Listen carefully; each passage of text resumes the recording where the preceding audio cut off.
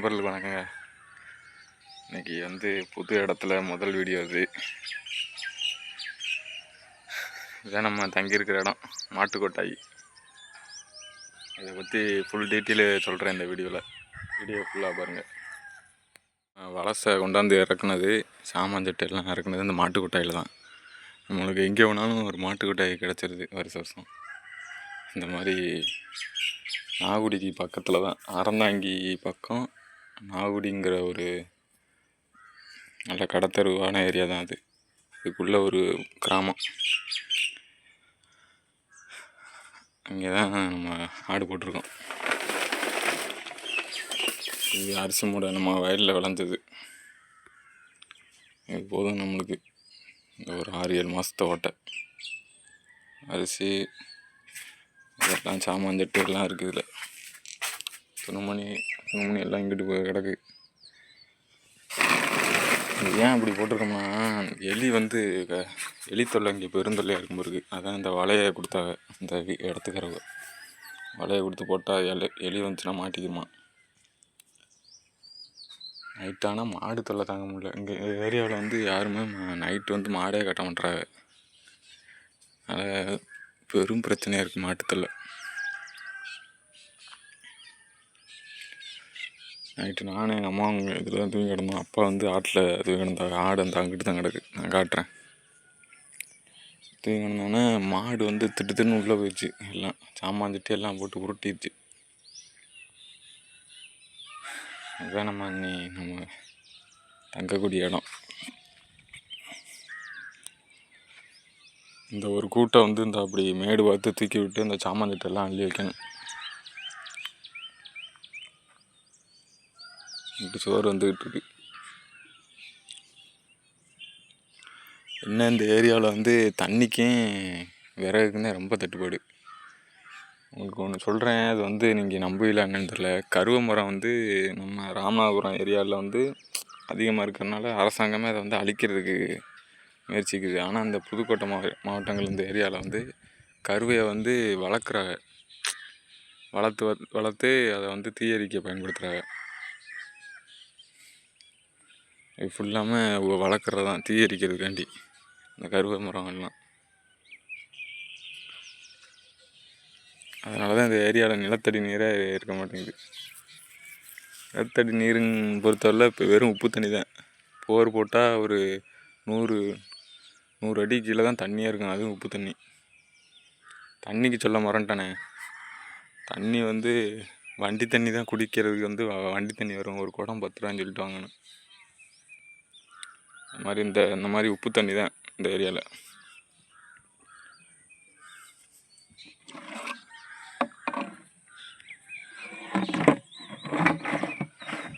ஆனால் கிராமங்கள் எல்லாம் பின்தங்கிய கிராமம்தான் ரொம்ப எல்லாத்துலேயும் சரி.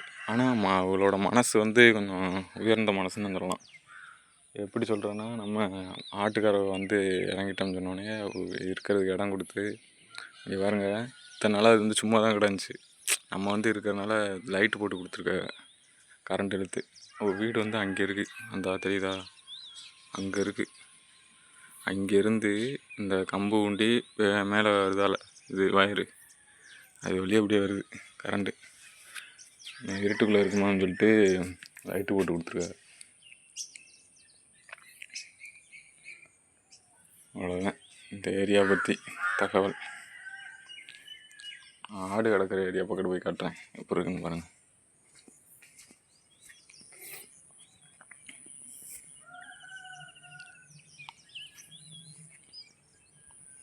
ஆனால் அந்த பக்கத்து நல்லா ஆடு நல்லா மேய், நல்லா காடு நல்லா விசாலமாக கிடக்கு.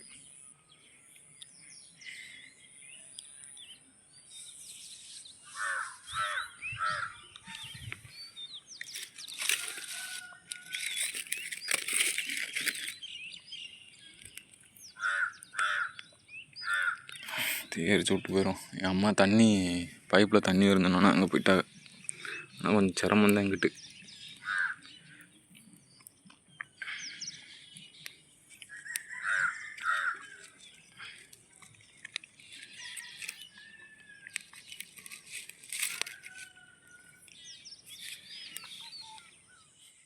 வரேன்.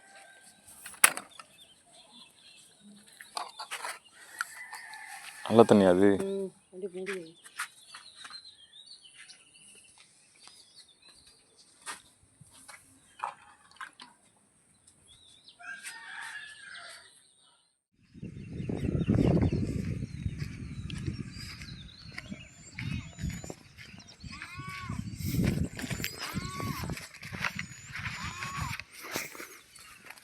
ஒரு ஆடு ஒன்று இந்த சொன்னால எங்கிட்ட இப்போ கருவை வந்து வளர்க்குறான்னு அந்த கருவுக்குள்ளே போய் காலை போய் உள்ளே விட்டு உள்ளே குத்திட்டு வந்துச்சு.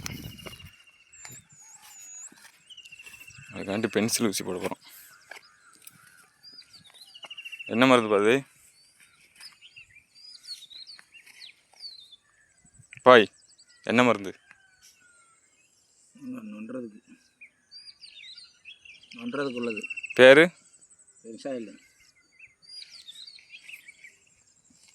பெருசாயில் மண்டு.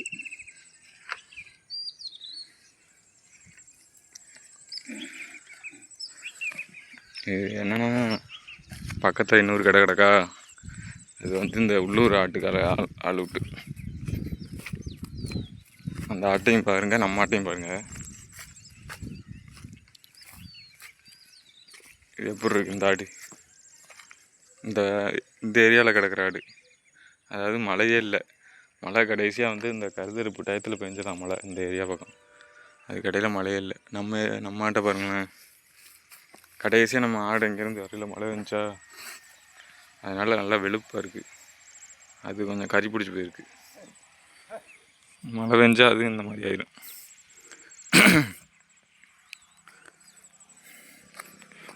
பூரா மழையில் அறுத்துருப்பாக இருக்குது. காலே வைக்க முடியல. பூரா வண்டி பிதஞ்சு தடமாகி போச்சு. இப்போ இந்த ஆட்டை பிடிச்சி ஊசி போடணும் காலில்.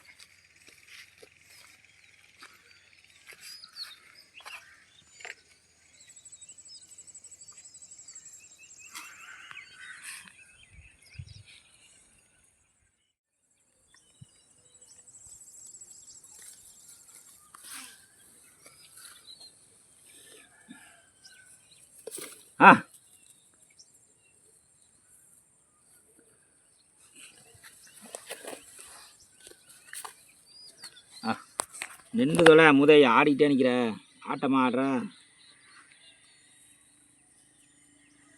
விடு விடு விடு.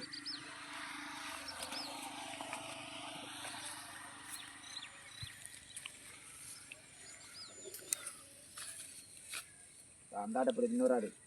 எந்த ஆடு?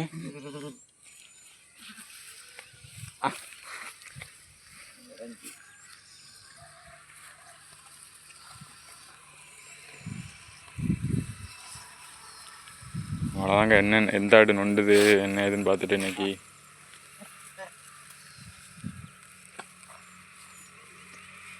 காலையில் வந்து எல்லா ஆட்டையும் எழுப்பி விட்டு எது மேயாமல் அசைப்படாமல் இருக்குது, எது நொண்டுது, எதுக்கு ஏதாவது புண்ணு மூக்கு புண்ணு ஏதாச்சும் இருக்கா அப்படின்னு பார்க்கணும். எல்லாம் இப்போ இங்கே வந்து இறங்கினால சிறுமுறதுக்கு ஒரு மருந்து வாங்கிட்டு வந்துருக்கோம். அது போடணும் இன்னும் ஒரு 2-3 நாளில்.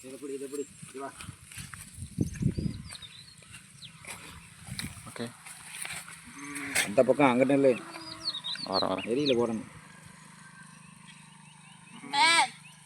அதுக்கு சேப்பலை தராமல் சேர்த்து குண்டியில் போட்டு அனத்து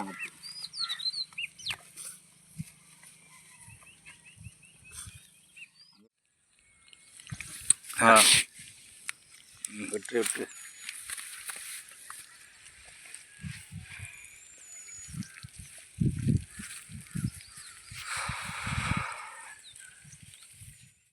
அதாங்க. இன்றைக்கி வந்து ஆடுகளுக்கு எல்லாம் வைத்தியம்லாம் பண்ணியாச்சு காலையிலே. இனி அப்படியே வலசையில் போய் இங்கே இருக்கு வலசை. இந்த வைக்க போகிறப்ப தெரியுதா, வைக்கப்பட போய். அதான் உங்களுக்கு ஒன்று சொல்லணுன்னு இருந்தேன். இந்த வயலில் எப்படி ஏன் அப்படி தீ எரிஞ்சு போயிருக்கு தெரியுதா? அதாவது கருதறுத்து முடித்தோடனே இந்த வைக்க எல்லாம் கூலம் எல்லாம் கிடக்கும். அது மாடு வச்சுக்கிறவங்க மாட்டு கழட்டு போயிடுவாங்க. மாடு இல்லாதவங்க என்ன பண்ணுவாங்கன்னா இந்த மாதிரி தீயை வச்சு விட்ருவாங்க. எதுக்குன்னா அப்போ தான் களை மண்டாது அடுத்த வருஷம். இந்த இதுங்க வந்து உரமாக போகும், இந்த சாம்பல் எல்லாம் அப்படின்னு. இது சரியான ஒரு முட்டாள்தனம். அந்த இது வயலில் பொறுத்தவரை தீயே வைக்கக்கூடாது. அது வந்து நம்ம எப்படின்னா ஒரு வயல், அதாவது வயல் நிலங்கிறது ஒரு தாய் மாதிரி. அது அதோட பலனை நம்ம அது அனுபவிச்சுட்டு அதுக்கப்புறம் அதுக்கு மேலே தீ வைக்கிறது மாதிரிதான். இதனால் என்ன ஆகும் தெரியுமா? ஃபுல்லாக காட்டுத்தீ பரவும்.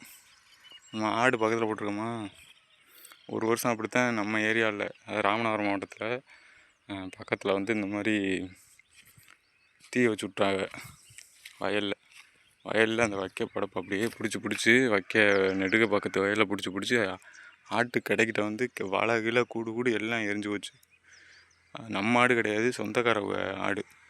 அவர் எப்படியும் குட்டிக்கிட்டு எல்லாம் கருகிருச்சு, தீக்கி இறையாயிருச்சு. இந்த மாதிரி ஒரு சிலர் செய்கிற முட்டாள்தனம் தான்.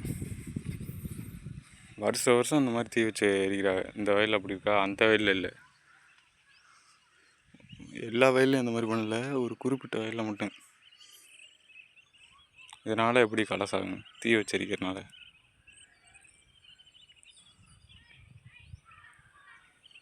அவங்க தான் தெரிஞ்சுக்கணும், நம்ம எதுவும் சொல்ல முடியாது.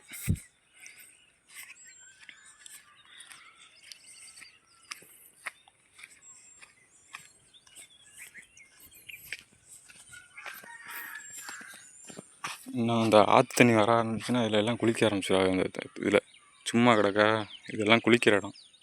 எப்படி கிடக்கு பற்றியில? இந்த ஏரியாவில் வந்து அதாங்க தண்ணிக்கு தட்டுப்பாடுங்க. எனக்கு தெரிஞ்சு இந்த ஊரில் வந்து அரசாங்கம் வந்து எவ்வளோ நலத்திட்டங்கள்லாம் பண்ணத்தான் செய்கிறாங்க. ஆனால் கிராமப்புறங்களில் வந்து எதுவுமே அது வந்து சேர மாட்டேங்குது. கிராமத்தில் உள்ள மக்களும் சரி, அந்த இடையில உள்ள அதிகாரியும் சரி, யாருமே கொண்டு போய் சேர்க்க மாட்றாங்க மக்கள்கிட்ட. நிறைய திட்டங்கள்லாம் இருக்குது. இப்போ வந்து நம்ம அந்த பக்கத்து, நம்ம ஏரியா பக்கத்து இருந்து வந்து பார்த்தோன்னா இங்கிட்ட வந்து என்னடா இப்படியே இருக்காங்க அப்படின்னு தோணுது.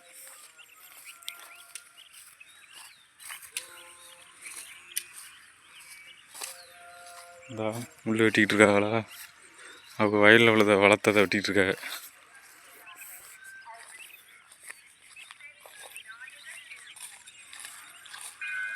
ஆனால் ஒரு நாட்டோட வளர்ச்சியே கிராமத்தில் தான் இருக்குது.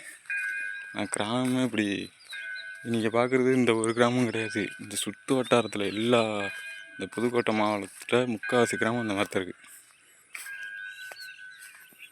இன்னொன்று காட்டுற மாதிரிங்களேன், அந்த தெரியுதா கட்டடம், ஒரு ஆரஞ்சு கலர் பில்டிங்கு, சும்மா நீ கட்டுறேன். அந்த ஆரஞ்சு கலர் பில்டிங் வந்து பாத்ரூம் கவர்மெண்ட்டு கட்டி கொடுத்தது, சென்ட்ரல் கவர்மெண்ட்டு. அதிலே போட்டிருக்கு. அதாவது ஒரு 10 வீடுங்களுக்குள்ளே இருக்காங்கன்னா இந்த ஏரியாவில் வந்து காம்பவுண்ட் செவரு அடப்பு எதுவுமே இல்லை. 10 வீடு இருக்குன்னா ஒரு 10 பாத்ரூம் கட்டி வச்சுருக்காங்க. மத்திய அரசும் சரி, மாநில அரசும் சரி, எல்லாமே பண்ணத்தான் செய்யுது. ஆனால் அந்த கிராமங்களுக்கு வந்து சேர மாட்டேங்குது. சரி, நம்ம வேலையை பார்ப்போம்.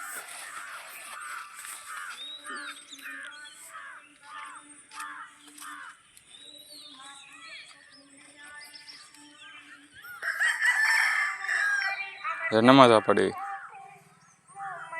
முட்டையா?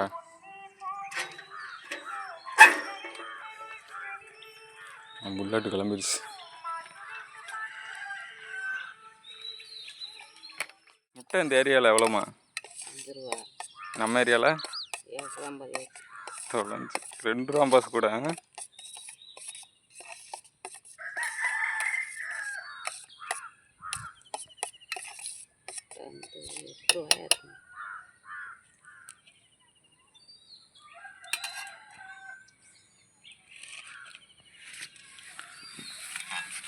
ஒவ்வொரு ஊர்லேயும் ஒவ்வொரு மாதிரியா இருக்குது விலை. ஏன்?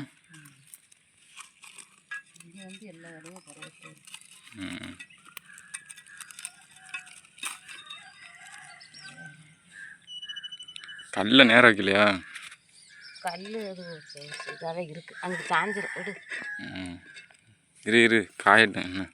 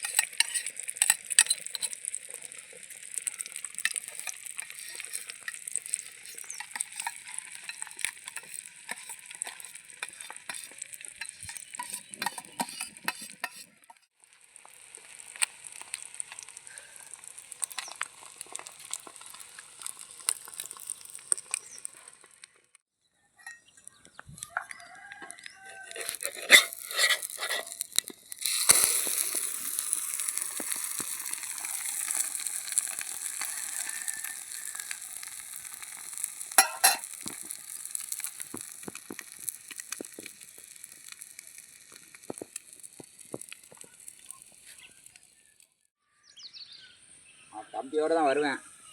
சரி சரி. ஆமாம், சூடு இதில் 6 வண்டி வாங்கினா போதும்.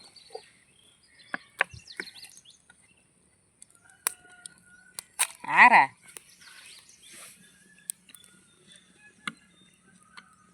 நல்லெண்ணெய் அது, அந்த எண்ணெய் ஊற்ற வேண்டியண்ணே. சரி வேணாப்பா, நல்ல நேரத்தை நீ வாங்கி தாளிக்கணும். ஒரு ஆள் பற்ற முடியாது. அந்த குளிச்சம்பளம், அந்த குளம், அந்த முருகன் வலிட்டு அதில் வண்டி விடுங்க, தண்ணியில் விட்டு அந்த கம்மாயில் வச்சுடுங்க. ஊற்று, கொஞ்சம் ஊற்று. அதெல்லாம் நல்லா பிடிக்கும் ஆடு. இப்போ விடு, இரு. அந்த கம்மாய்க்கு யார் ஆடும் வராது. காட்சி செத்தோட கிடக்கோட்டு அந்த அங்கிட்டு பெருக்கிற அம்மா வடக்கு அம்மாயில் அவனுக்கு தெரியும். அந்த அதில் வச்சு விட்டா அப்படியே தோல்வி வயலில் போயிடும், லாத்தனை வயல். லாத்தனை வயலுக்கு போகிறதே நான் என்ன செய்கிறேன், வந்துடுவேன். இதே வர நேரம் ஆச்சுன்னா அதில் மறைக்கணும்.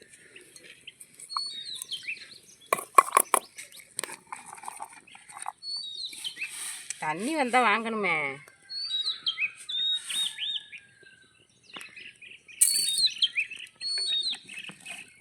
இன்னைக்கு என்ன வார ஆகல, என்னன்னு தெரியல. தண்ணி வாங்குற வேலை தான் பெரிய வேலை.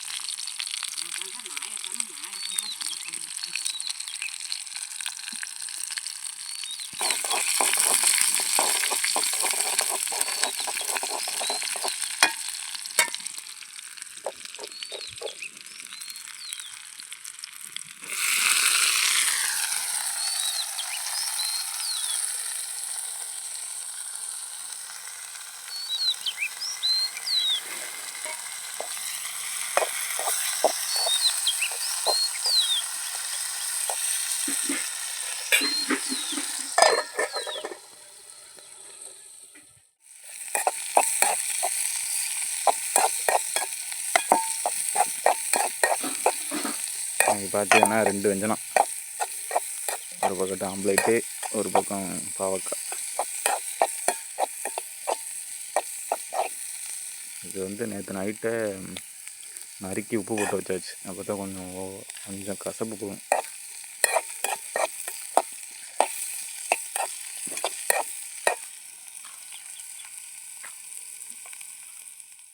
அதுக்குள்ளே தொட்டி மாதிரி ஆயிடுச்சு கட்டி.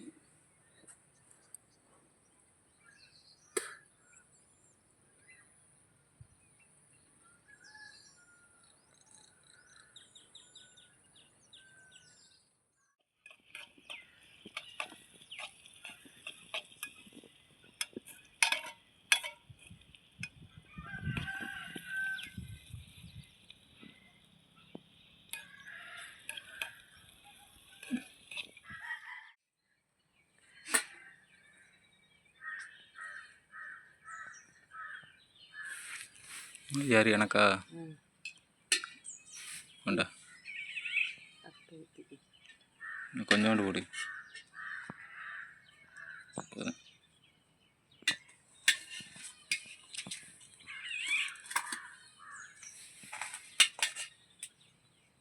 குழம்பு கரண்டி எடு. அதில் பாரு கிடக்கணும்.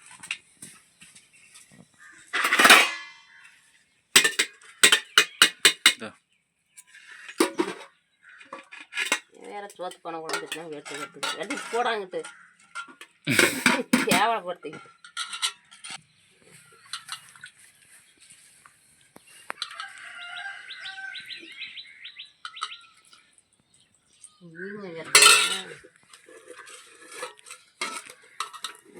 மீனா? மீனாட்சி ஏதாச்சும் இறால், மீனாட்சி நண்டாச்சு. இங்கே வந்து இறால் நண்டு தான் நல்லா இருக்கும், மற்றது நல்லா இருக்கும். மீன் ரொம்ப நல்லா இருக்கும். வாங்கிட்டு வரீங்களா? வாங்கிட்டு வருவேன். இறால் நண்டு தான் இதுக்கு நல்லா இருக்கும். ஆம்லேட் நல்லா இருக்காது. சரியான வெயில் மாத்திரம் சாப்பிடவும் முடியாது. மதியானத்துக்கு அந்த பாவக்காய் அம்மாவுக்கு ஒரு பீஸ். பாவக்காய் மதியானத்துக்கு கைமா.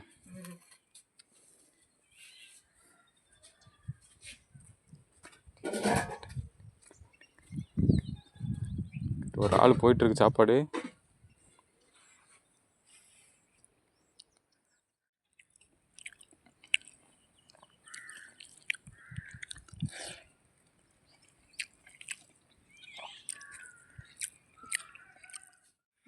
அங்கே சாப்பிட்டாச்சு. அப்பா அவன் குட்டி எடுத்து போட்டுருக்காங்க. அடுத்த ஒரு வீடியோவில் பார்ப்போம். இதில் இன்னொரு பிரச்சனை ஒன்று இருக்குது. இந்த ஏரியாவில் டவர் இது நெட்டே கிடைக்க மாட்டேங்குது. 5G 4G கிடைக்குது ஓரளவு. 5G இருந்தால் தான் வீடியோவே அப்லோட் ஆகுது. ஏன்னா அப்படியே சுற்றிக்கிட்டே நின்றுது. இந்த வீடியோ என்றைக்கு வரப்போகுதுன்னு தெரில. முதல்ல பார்ப்போம். முடிஞ்ச அளவு அப்பப்போ போடுறேன். வந்துட்டேன். அது